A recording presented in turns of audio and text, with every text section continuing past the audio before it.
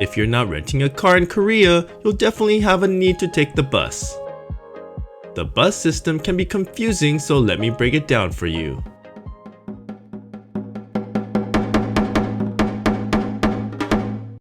The next most popular form of public transit are buses. Although I tried to only take the subway, there's quite a few attractions in Korea that you can only get to by bus. There are two types of buses, long distance and short distance. The long distance bus connects major cities, and you have to purchase your tickets, which you can get at the terminal. Although these are more comfortable, they take much longer than a train, so if you don't have much time, I'd skip these entirely. The short distance buses only travel within a city.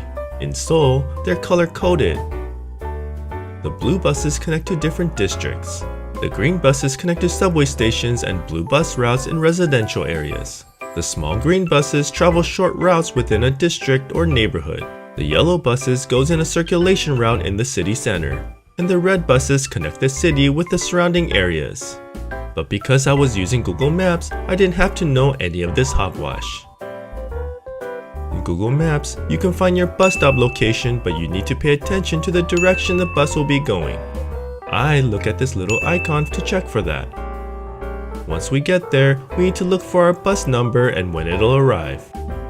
Most stops have electronic signs that shows the schedule. All the bus stops here have a schedule, so you can see how far your bus is. In this case, I'm looking for this one, so 3 minutes away. When you get on the bus, enter through the front door and have your T-Money card ready to scan. You can also pay with cash. That would just hold up the line, you jerk. We took this bus midday, so there were plenty of seats. During rush hour, expect for it to be standing room only. But from our experience, it wasn't crowded 90% of the time. Knowing where to get off is not as easy to figure out on buses, so I track my progress by looking at Google Maps. When you're about to approach your stop, press this red button. Then you scan your T-Money card one more time and exit through the back. Buses do have a fixed price, and it varies depending on which color you take. And like the subway, there are 3 tiers.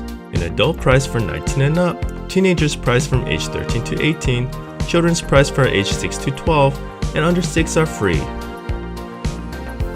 And if you have a T-Money card, you get a discount, and transfers are free as long as you take the next bus within 30 minutes.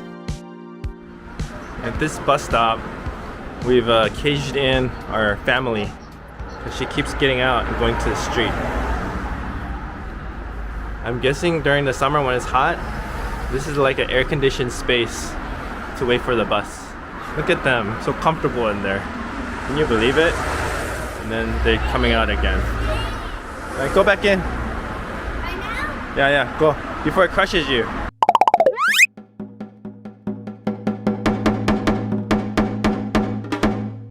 Bringing an entire family on a bus was definitely not easy, but I tried to stay alert as to not get lost. A few times we caught a bus that was going an entirely different direction. In that instance, I just exited the next stop and then crossed the street to go the correct way. Of course, this cost us time and money, but I had already expected things like that would happen. Overall, I'd say the bus is a good way to get to areas of the city that aren't serviced by the subway, but I would try to avoid it if I could. Thank you for watching. If you enjoyed this video, here's some more suggestions. On this channel, I make entertaining informational videos about Korea. If that's your thing, please consider subscribing. And with that, I'll see you on the next Pixics in Korea.